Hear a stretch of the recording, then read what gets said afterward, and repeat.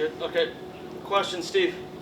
Well, how much better does 10-8 sound and feel than 9-9? Because I know you always want to win that game 3. So what's the emotions like right now for you and the team? Yeah, I think they're high. I mean, we've been on the other side of that a couple times. So I think for us to feel like, hey, we got one back on our side. And I feel like we played really good all day. We probably weren't super offensive, but it wasn't a real offensive day in the ballpark with the wind and everything. I give the guys a lot of credit for staying in the fight. Robbie.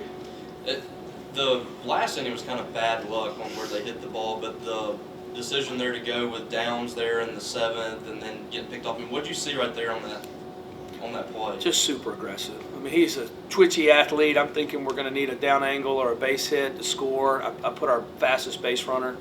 That'll 100 more times it won't happen. It just happened to be that one time. Nobody feels worse than Aaron Downs, but he's a really good base runner. And he's a great athlete.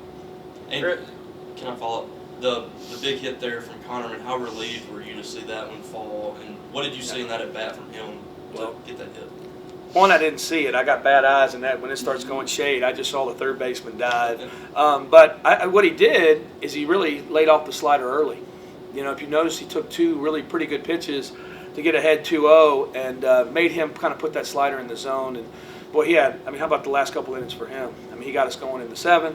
Those 3 hits in a row, and then the big hit there. He had a really good day. Grace. Heard you in the dugout say 2 out of 3 ain't okay.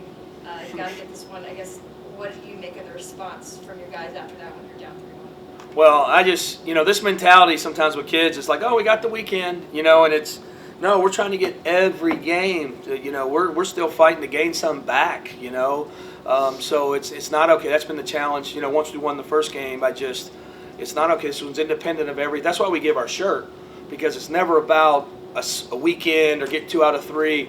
It's just the next game, and that's the way we're trying to play it. Steph. We've seen Tyson, obviously struggle to find some consistency last season, early this season.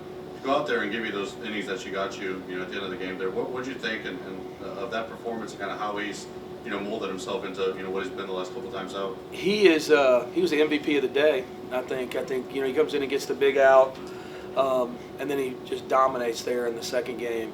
He's made a big jump. You say last season, he's not last season. He ain't even that. It's a 2-seamer. It's power. It's a cutter. It's confidence. And when we got him, he was kind of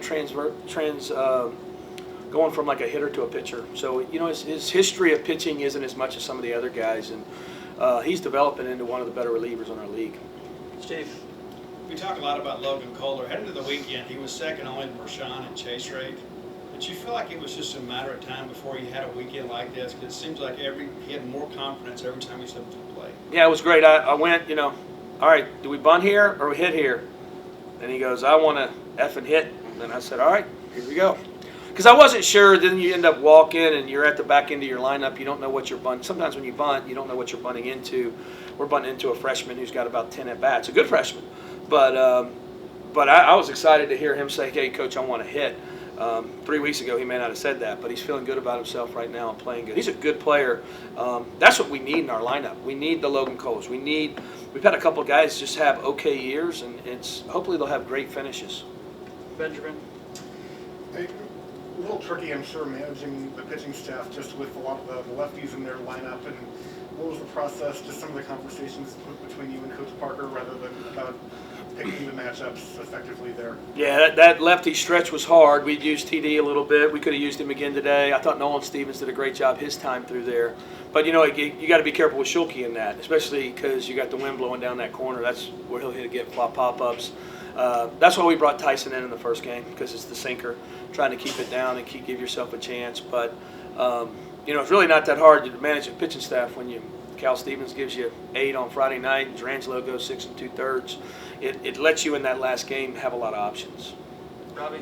Amani's been kind of struggling at the top of the order. For him to get that double there, I know he got out at third base, but to get that double and kind of lead off the inning, I mean, how big do you think that could be for his confidence moving forward? Well, I hope it's big. I mean, he's a really good player, and I know people probably get frustrated. And I still got him there. I trust him. We need him.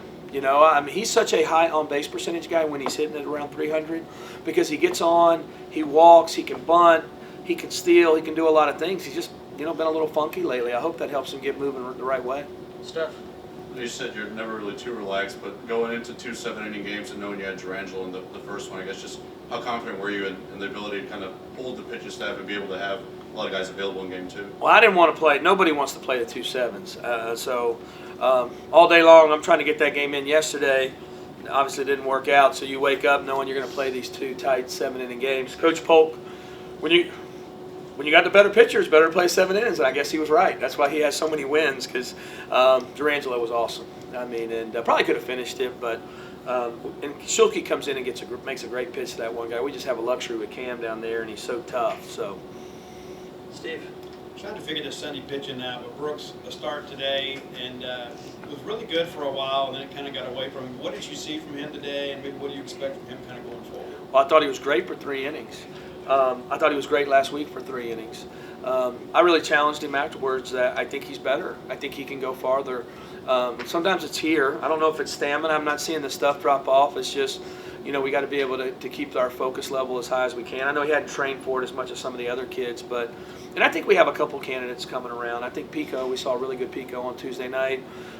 We got him to about 45 pitches. I think Nolan Stevens could do it. So I don't know how we play our weekends. I know TBD's been a hell of a player for us over the years. So everybody's excited when they see that. But, we take it week to week and matchup to matchup. David. There in the last couple of innings with the base running, with some of the bad breaks, that the guys with the season they've had, things could have just gone south, but they stayed with it and made the plays happen the last inning to get a game that they really had to have. Yeah, they did. They're tough. I mean, our journey has not been easy, and sometimes when you go through that and you watch teams grow, I'm hoping today helped us grow again. Because we got a good group and we can do some special things. Like I said, we're kind of still waiting on a couple guys to join the party. I mean, there's just a couple guys that, man, if they start playing a little bit better, man, we could be a team to reckon with. All right, we got Tyson Harden, Connor Hyzak, and Durangelo in here for you guys. We'll start with questions, Steve. Tyson, I'll start with you. I mean, a pretty special day for you to get a save and a victory, but you were a completely different pitcher than you were last year. Matter of fact, a lot of people that thought you may be going to transfer portal, but you didn't. You stuck it out, and now you're the hero of Super Bulldog Weekend. Maybe take us through your emotions last year or so. Definitely last year was hard, but I trusted myself. I trusted this coaching staff with Parker coming in, and we just got to work and got after it and made some changes, and paid off. Steph.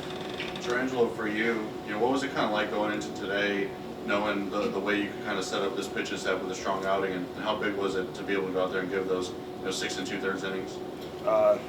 Like going into this game, my mindset was like just minimize the runs and get my team, like especially the offense, to stay in it so we can stay in the game. They can put some runs, and if I can't hold them to 1 or 2 runs, I know we're gonna win win that game. Robbie.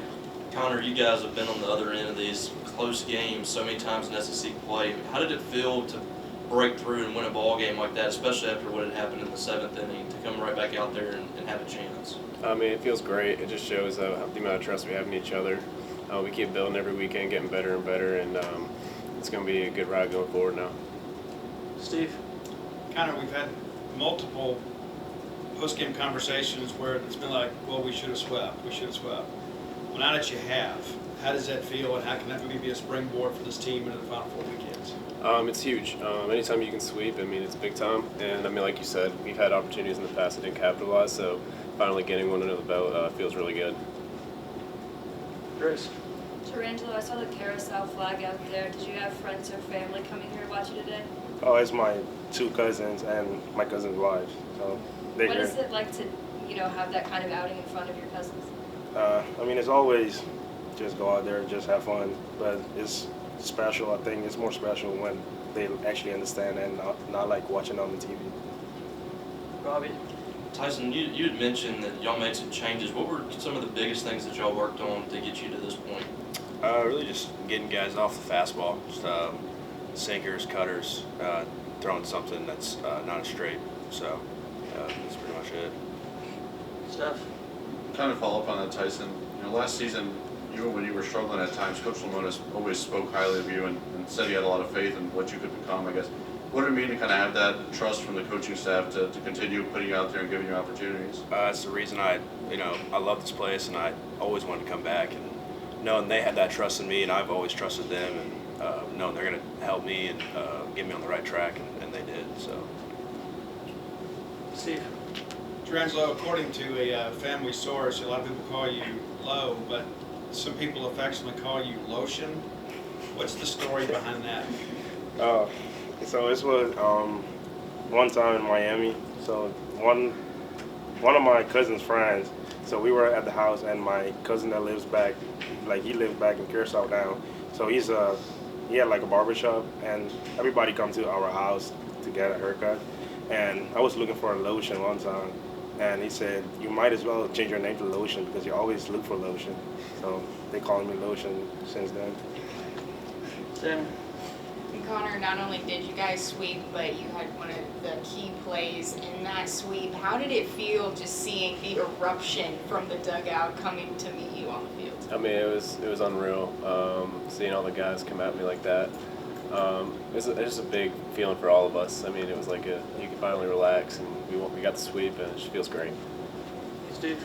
Mason, it really felt like, too, after that 8th, I mean, you were pretty nasty out there. Walking off the mound, it seemed like you knew this game was about to end, your team was about to come through. I mean, maybe take me through your confidence level in this lineup, knowing if you do your job, they're going to do theirs. Well, I mean, we always trust each other and know we're going to get the job done. And you just feel the momentum coming to our side. And after that 8th inning, I just knew we were going to get it done that inning because we almost got it done the last inning. Benjamin. Connor, you've been one of the consistent performers throughout conference play so far, obviously hitting behind a pair of really good hitters in DJ and Hunter. What's it been like sort of just seeing what they do and seeing how pitchers are pitching them, and how do you say that's helped you these last several weeks? I mean, it definitely helps. I mean, who wants to pitch to those two? I mean, so getting able to watch their at-bats, get an understanding of how this pitcher's going to pitch me maybe, it really helps me, and I mean, they've been unbelievable all year, so hitting behind them is super fun.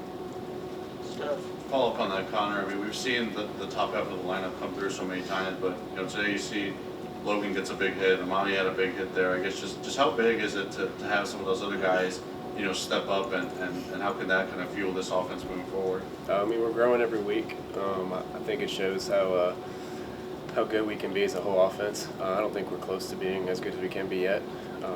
So I think as we keep growing together and trusting one another, we're going to be something special by the end of the year. Steve.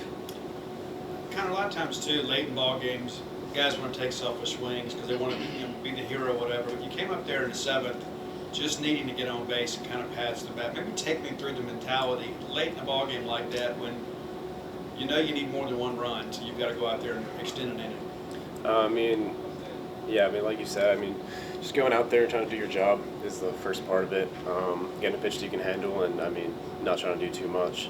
Trusting the guys behind you, and just knowing that if I get on, we have a shot. Bryce gets on, we have a better shot, and then so forth. So taking it pitch by pitch and not getting the moment too big.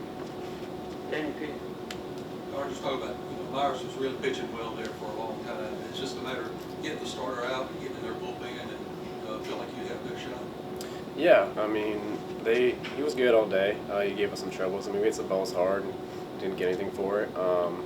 But yeah, we struggled to get some things going off of him, and once we got him out of the game, it was like a restart button, I guess. So it was good. It's good to get him out. David.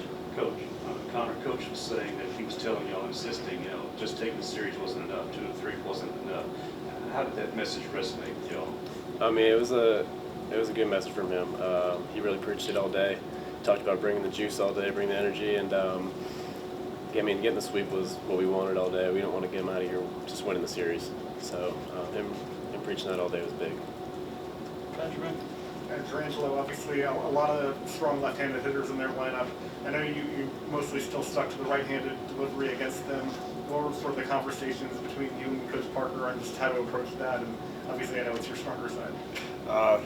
It was especially the third batter. He hit 2 homer off me last year from the left side, and we just knew what he was sitting, and he saw me a couple times already from the left side, but he never actually seen me from the right side. So that was one of the mentality, just attacking from the right side. And some of them just, especially Irish, just keep him off the slider and stuff and just throw the sinker, and then we can beat him later in the inning or in the batter with slider.